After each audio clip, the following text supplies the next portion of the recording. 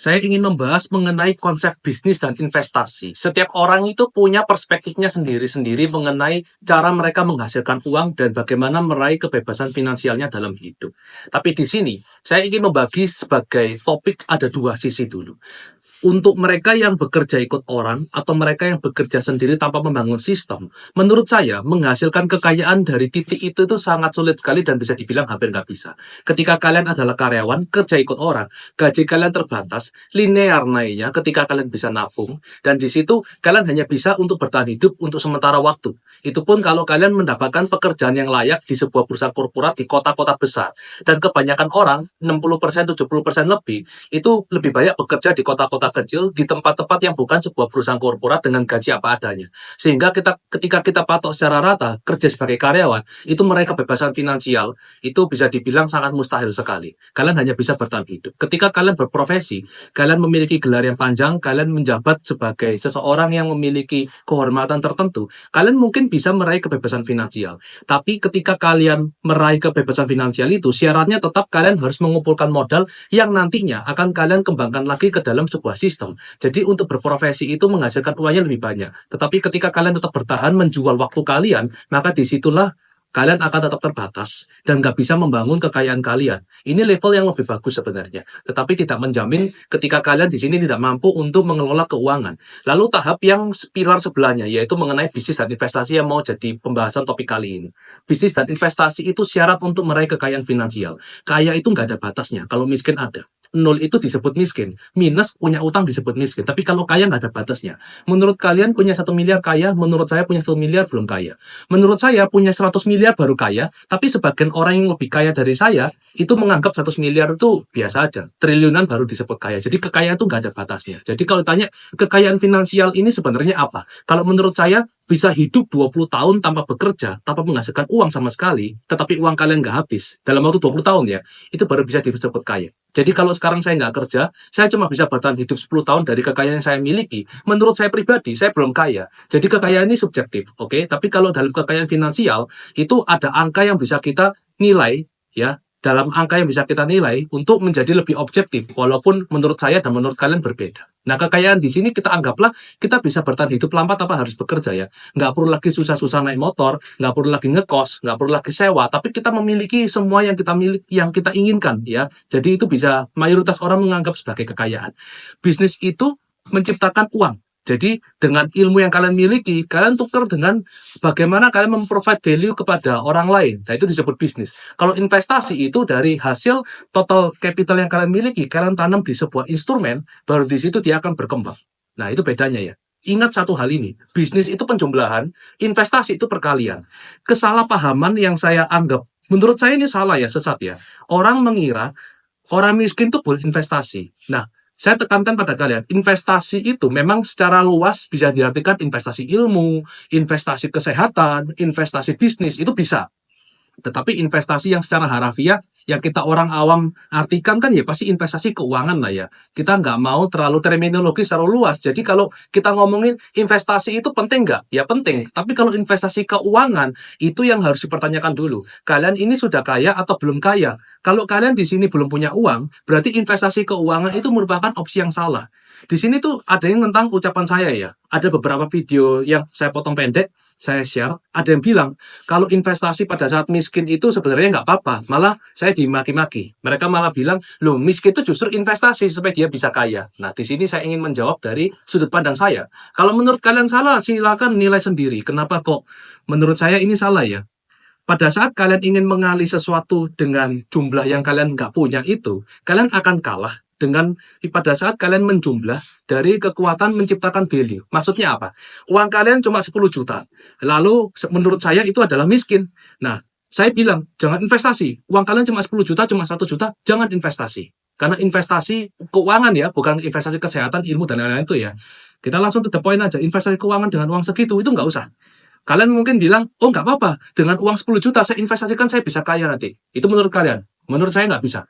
Kalau saya jadi kalian ya, dengan uang 10 juta itu, saya investasikannya bukan ke instrumen keuangan. tetapi ke dalam sebuah bisnis. Saya ini basically seorang pengusaha. Jadi ketika saya dalam bisnis ini menghasilkan uang, dari situlah baru saya mulai investasi. Jadi investasi ini tahap akhir yang saya raih di belakangan ini, bukan di awal-awalnya. Saya dulu waktu dari SMP, SMA, kuliah, pada saat saya masih remaja, masih kecil, beberapa tahun yang lalu, itu saya berbisnis dulu. Nggak pernah ada satupun aktivitas investasi yang saya lakukan.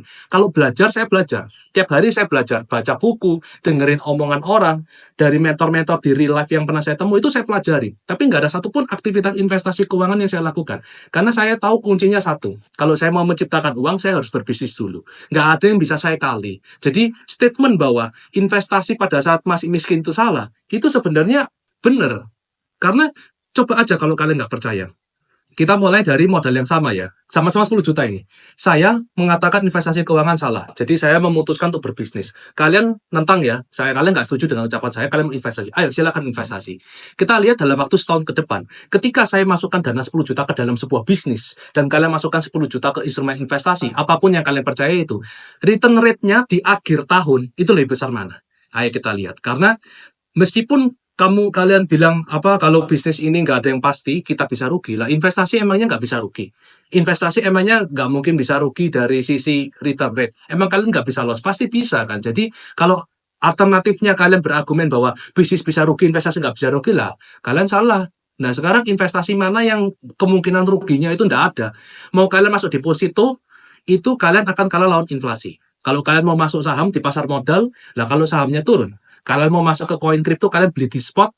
Nah, kalian mau pegang long term, kalian nggak tahu proyeknya. Kalau itu rakpul gimana? Jadi, kalau kalian berargumen bahwa bisnis bisa rugi, saya berargumen bahwa investasi di pasar keuangan, pasar modal, atau bentuknya apapun itu juga bisa rugi. Jadi, kita hilangkan pola pikir kerugian dulu. Kita nilai dulu dari argumen dasar yang logis. Mengapa kok compounding tahap awal itu adalah bisnis, tapi compounding tahap akhirnya adalah investasi? Karena ini sebuah leveling. Ini leveling yang jarang dipahami oleh orang. Padahal menurut saya ini sesuatu yang bisa dicerna. Saya juga nggak menggunakan bahasa-bahasa yang sulit kok di sini. Saya cuma dari tadi topiknya mengenai bisnis dan investasi. Nggak punya uang, itu bisnis dulu. Bisnis itu bisa dimulai dengan modal kecil, modal besar ya juga lebih bisa, tanpa modal juga bisa. Kalau tanpa modal ini ya, berarti kalian harus bisa dibilang kerja lebih keras. Kerja cerdasnya bisa dikurangi. Kenapa? Kerja cerdas itu nggak akan bisa kalian implementasikan ketika nggak ada modal yang kalian tukar. Contoh gini, saya ini nggak punya uang sama sekali ya. Terus saya terpaksa bisnis tanpa modal. Investasi nggak mungkin kan? Nggak ada modalnya kan? Nggak ada yang mau dikali. Tapi saya nggak punya uang ini. Saya tahu bahwa ketika saya ingin lebih cerdas, saya mau menggunakan prinsip Pareto misalnya ya, kerja cuma sedikit, reward besar. Saya harus bayar orang, saya harus punya karyawan, saya harus bayar AI untuk memudahkan pekerjaan, saya harus mungkin nanti ketemu orang-orang tertentu yang punya koneksi lebih tinggi, jadi mereka bisa memberikan saya channel lebih banyak. Nah itu kan keluar modal. Jadi saya punya pengetahuannya, tapi saya nggak bisa implementasikan. Artinya apa? Pengetahuan itu nggak selamanya bisa kalian implementasikan ketika kondisi realita kalian tidak sesuai dengan apa yang kalian harapkan. Nah, jadi di sini kenapa kerja cerdas itu terbatas? Karena kalian meskipun tahu, kalian nggak bisa jalankan. Percaya nggak percaya? Ya, jadi kalian mau kerja cerdas, terpaksa di-cut dulu pada saat modal kalian kecil. Nggak punya modal mungkin ya. Maka kerja keras itu yang tahap utama. Goal kita adalah kerja cerdas. Tapi ketika setiap orang di sini punya latar belakang yang beda-beda, saya nggak tahu kalian di sini latar belakangnya seperti apa. Tapi ketika kalian mulainya dari nol ini ya, di situ kerja keras dulu. Kerja cerdas yang kalian ketahui mengenai rekrut karyawan, pakai AI, punya koneksi dan lain-lain itu yang belum bisa kalian capai, hold dulu untuk di waktu yang akan datang. Sifat pengetahuannya. Maka kerja keras dulu. Kerja kerasnya apa? Misalnya nggak punya modal. Pertama, dropshipping. Kedua, airdropping. Ketiga, resell yang nggak perlu beli. Keempat, jadi agen. Mau agen penjualan, mau affiliate, mau dia jual properti, mau dia jual asuransi, atau apapun. Yang mana semua itu nggak keluar modal. Nah, teknik-teknik itu ada sebenarnya. Saya pernah ngajarkan pada kalian. Dan itu di dalam kelas juga ada yang saya jelaskan. Bisnis tanpa modal berarti kalian nggak bisa nuntut banyak hal. Nggak bisa kalian bilang mau punya pabrik tiba-tiba. Ya, kalau gitu ya langsung keluar modal besar. Jadi ketika modal kalian nol, maka terimalah apa adanya. Dan jalanilah sesuai dengan yang kalian bisa detik ini. Ketika dalam beberapa bulan di situ tanpa modal sudah mulai bisa menghasilkan modal, nah dari situ baru kalian putar. Mulai kecerdasan kalian yang dipakai. Saya jadi keluarkan operasional sebagian untuk mengembangkan jadi ada modal kecil. Tujuannya apa? Untuk memperluas resources kalian. Perlu channel, kan perlu ketemu orang. nggak usah jauh-jauh ya, beli sesuatu yang mahal ya. Kalian mau nemui orang itu sudah bensin. Kalian nggak punya kendaraan. Kalian naik Grab pun itu juga sudah bayar ongkos. Jadi tetap ada modal kan ya. Kalau kita ngomongin realistis ada. Nah, ketika punya modal itu kalian tembak lagi, kalian buang untuk bisnis kalian bisa dikembangkan, jadi keluar modal. Beli produk lagi, capital expenditure, kembangkan, tembak lagi, buang lagi. Dapat lagi, kembangkan, tembak, buang lagi. Nah, jadi sampai akhirnya dari yang nol, nggak punya modal kecil, sampai akhirnya punya modal besar. Itu dari mana? Kuncinya dari bisnis tetap. Jadi, di sini walaupun saya seorang trader, saya juga pebisnis, saya membagikan ilmu ke kalian ini kesannya kayak lompat-lompat, tetapi tujuan utama saya itu visinya cuma satu, yaitu untuk membentuk pola pikir kalian dan membantu membangun dalam sisi self improvement kalian, life improvement. Karena saya percaya life improvement nomor satu adalah keuangan. Mau kalian di sini dalam latar belakang apapun, tapi saya yakin, saya tahu bahwa uang itu pasti akan merubah kehidupan kalian jadi lebih baik. Jadi life improvement yang saya ajarkan di sini adalah soal keuangan. Jadi pada saat saya bagikan ke kalian ilmu bisnis, itu jangan salah ngartikan bahwa oh berarti karena saya pengusaha di sini saya fokusnya kepada bisnisnya, bukan. Saya fokusnya kepada life improvement kalian. Kenapa saya baginya ilmu bisnis? Yang pertama karena saya pengusaha, yang kedua karena saya tahu untuk menghasilkan kekayaan itu kunci utamanya bisnis. Tapi bisnis saja nggak cukup. Ketika kalian sudah dapat modal, dapat uang dari sana, bisnisnya sudah running well, baru dari situ kalian bisa meraih kekayaan yang lebih tinggi levelnya, yaitu dari sektor investment. Investment di sini memang uang yang bekerja untuk kalian, tetapi uang nggak bisa bekerja untuk kalian ketika kalian masih nggak punya. Kasarannya masih miskin. Kayak misalnya 5 juta, 10 juta, 20 juta, 50 juta. Itu menurut saya sangat miskin sekali. Jadi kalau kalian merasa punya uang 100 juta dan yakin itu kaya, ya itu terserah kalian. Tapi kalau menurut saya uang 100 juta nggak akan saya investasikan kemana-mana kecuali ke bisnis. Jadi instrumen keuangan nggak akan saya mainkan. Statement saya bahwa investasi pada saat masih miskin itu sebuah kebodohan, itu didasari oleh sebuah argumen yang jelas. Yang saat ini baru mulai saya jelaskan pada kalian. Ini menurut pandangan saya. Kalau kalian nggak setuju dengan ucapan saya juga nggak apa-apa. Misalnya kalian merasa kalian mau investasi detik ini juga, ya silakan. Saya ingin tahu, nanti kabarin ke saya. Kalian kan bisa muncul di kolom komentar tuh. Kalian bilang ke saya, oh gimana setelah investasi menurut pola pikir kalian sendiri, atau menurut orang lain yang kalian anggap mentor dan kalian belajar diri, gimana? Investasi dengan uang yang seadanya itu hasilnya gimana? Nah, ini nanti bandingin sama beberapa orang yang mau dengerin ucapan saya. Kalau investasi keuangan itu nggak bisa, kata saat kalian nggak punya. Kalian harus bisnis dulu. Investasinya itu nanti di belakangan. Jadi latar belakang kalian itu seperti apa yang menentukan kapan sih kalian harus mulai masuk ke sana. Ya, bisnis atau investasi. Kalau topiknya di awal adalah membangun kekayaan, bisnis dan investasi. Bisnis itu menciptakan dulu dari awal. Investasi, setelah kalian memiliki modal, baru dikembangin lagi. Ini merupakan sebuah mindset yang saya pegang dari dulu, dan sampai saat ini belum ada yang bisa membantahkan. Karena saya sendiri seorang pengusaha dan saya membuktikan sendiri. Saya 10 tahun berbisnis. Baru dari situlah saya mulai masuk ke dalam investasi. Saya ilmu investasinya belajar dari beberapa tahun yang lalu. Tapi kalau saya investasi yang benar-benar mindah aset saya, itu baru bisa dibilang setahun 2 tahun belakangan ini. Kalau trading itu memang lebih lama. Trading sama investasi beda ya. Trading itu lebih ke perdagangan. Perdagangan jangka pendek. Setiap hari, seminggu sekali, seminggu jalan berapa lama. Nah kalau investasi itu long term, kalian nyimpen aset di mana? Kalau kalian gajinya cuma UMR, cuma 5 juta per bulan, kalian mau sisihkan 1 juta, 2 juta, kalian masukkan ke mana misalnya? Instrumen investasi yang annual return rate paling tinggi saat ini adalah Bitcoin. Itu saya ingin tahu, kalian itu dalam setahun bisa cepat berapa sih? Dibanding kalau kalian masukin uangnya ke dalam bisnis. Saya tuh ingin tahu. Kalau dibilang kesannya lebih simpel, memang lebih simpel. Kalian cuma download aplikasi, mencet-mencet tombol, cuma 5 menitan, nggak sampai. Kalian tinggal masukin uang di sana, terus kalian tidur. Kan kesannya kayak investor. Ya, jadi itu mungkin sebagai suatu alasan orang menganggap investasi itu sebagai solusi ketika miskin, karena mereka males. Mungkin kalian di sini males ya, kalau saya lihat menganggap bahwa investasi itu sebuah solusi. Nggak bisa. Kalian harus kerja keras dulu di awal ketika kalian modalnya nol dari bisnis.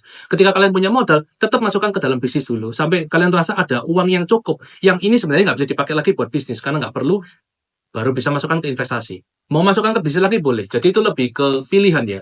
Tapi kalau pola pikir bukan sebuah pilihan. Pola pikir ini sesuatu yang harus dibagikan. Ini pola pikir saya. Kalau kalian merasa pola pikir saya salah, jangan lakukan apa yang saya ucapkan. Nah, tapi saya ingin tahu, pola pikir kalian ini hasilnya apa? Apakah kalian lebih kaya dari saya? Saya di sini nggak kaya. Saya merasa saya masih miskin. Dan saya merasa saya harus tetap belajar lebih banyak untuk bisa meraih kekayaan lebih tinggi. Karena saya sudah bilang, kekayaan itu nggak ada selesainya. Menurut saya 5 miliar, 10 miliar itu masih miskin. Jadi kalau kalian merasa 100 juta kaya, silakan investasi. Saya merasa bahwa di angka miliaran, 2 digit miliar baru investasi. Kalau kalian di 1 digit miliar aja belum ada, ratusan juta mau investasi langsung, boleh nggak apa-apa silakan. Kalau saya nggak akan. Saya misalnya saat ini punya uang cuma 100 juta, 200 juta ya. Itu total kekayaan misalnya ya. Saya cuma punya 100 juta saat ini. Kalian dan saya punya pola pikir beda.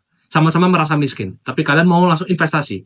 Saya 100 juta mau saya bisniskan. Nah, ayo kita lihat di titik akhir. Kira-kira hasilnya lebih banyak di siapa ya? Sama-sama punya ilmu nih ya. Kayak saya punya ilmu bisnis, saya punya ilmu investasi, kalian juga punya ilmu dua-duanya. Kita lihat, karena return rate lah yang akan menentukan bahwa siapa sih pernyataan yang paling benar. Karena di sini kan ada yang tentang ucapan saya ya. Kenapa kok investasi pada saat masih miskin itu boleh? Kalau menurut saya itu karena males tuh. Karena males, nggak mau berbisnis, nggak mau trading, nggak mau aktivitas yang tiap hari ngurusin ya. Mereka cuma mau naruh duit terus ditinggal tidur. Atau mungkin sebagian dari mereka itu diajarkan oleh mentor yang salah.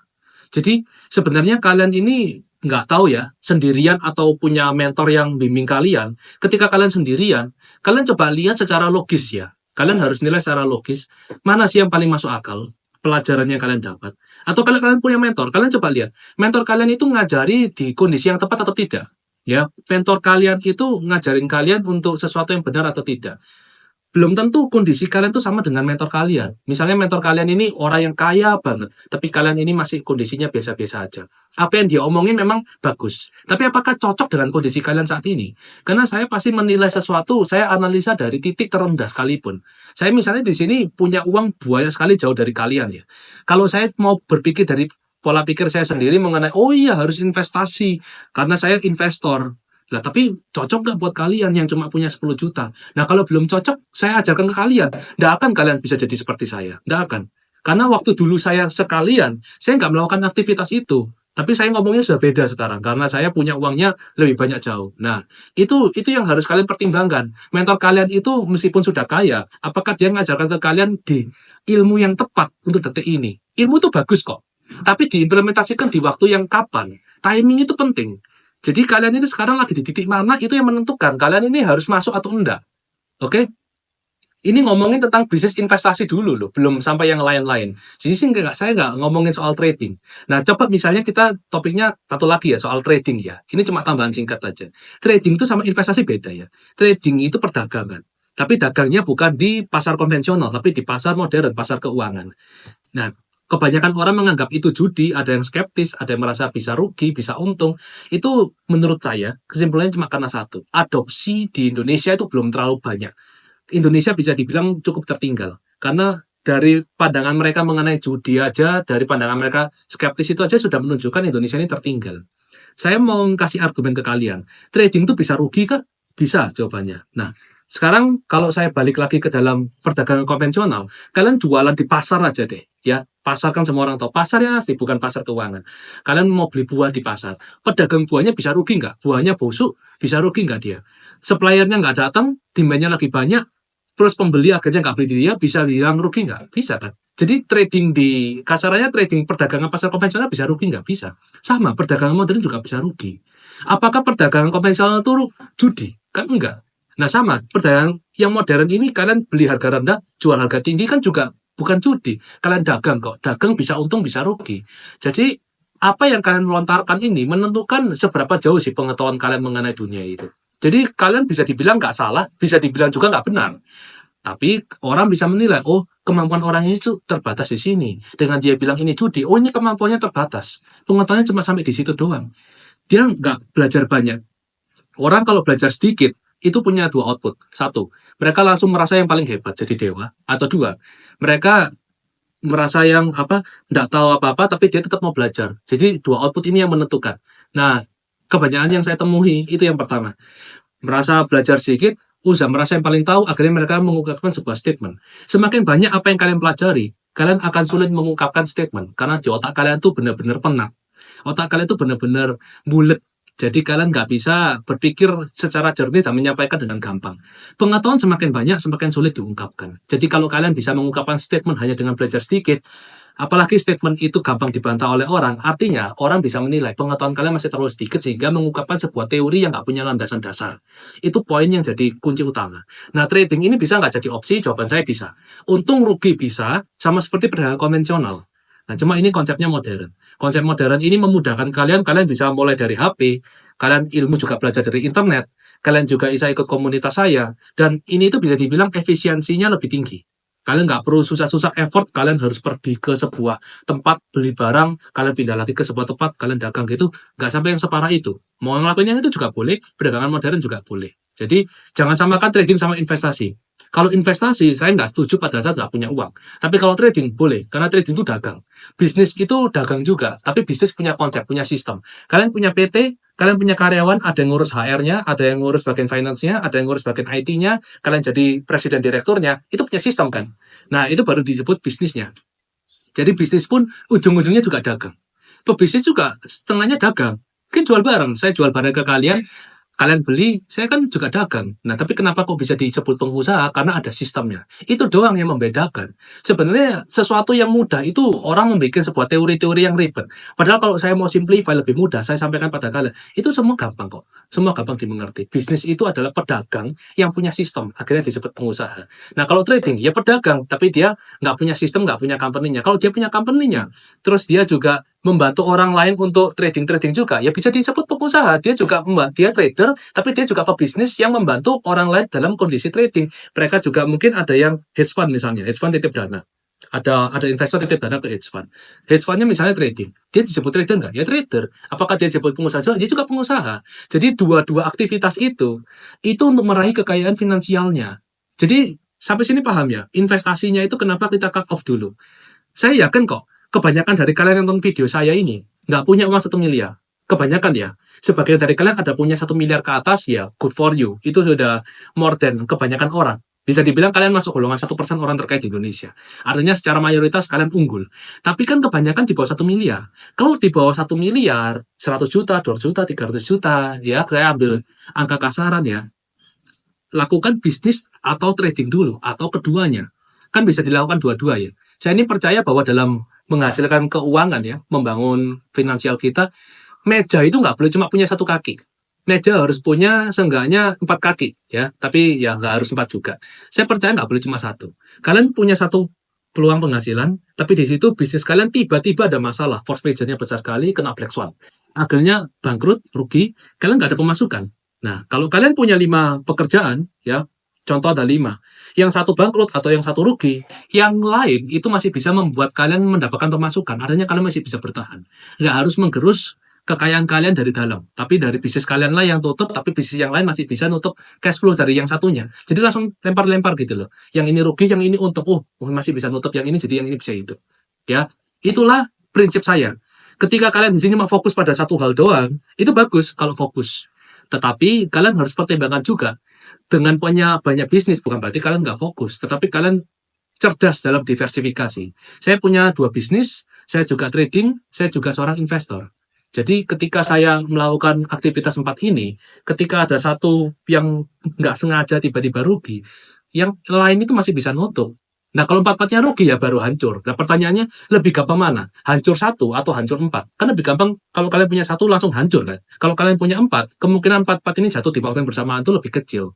Bukan berarti nggak bisa, tapi lebih kecil. Nah kalian mau punya pola pikir yang seperti apa? Saya di sini pebisnis, saya seorang trader, saya juga investor. Di real life ya. Kalau saya ngonten doang di sosial media ini, fokus saya adalah membagikan ilmu. Bukan flexing, bukan pamer saya punya barang-barang mewah, bukan justru malah demotivasi orang dengan mengungkapkan kata-kata yang justru destruksi orang, bukan. Saya di sini ngonten fokusnya untuk ngasih edukasi ke kalian. Tapi kalau saya di real life, saya juga trading, saya investasi, saya bisnis, itu semua saya lakukan. Jadi, apa yang saya bagikan pada kalian merupakan apa yang saya lakukan di dalam hidup ini. Pilihlah pelajaran yang menurut kalian, atau dari orang yang memang bisa membantu kalian untuk merubah hidup kalian itu.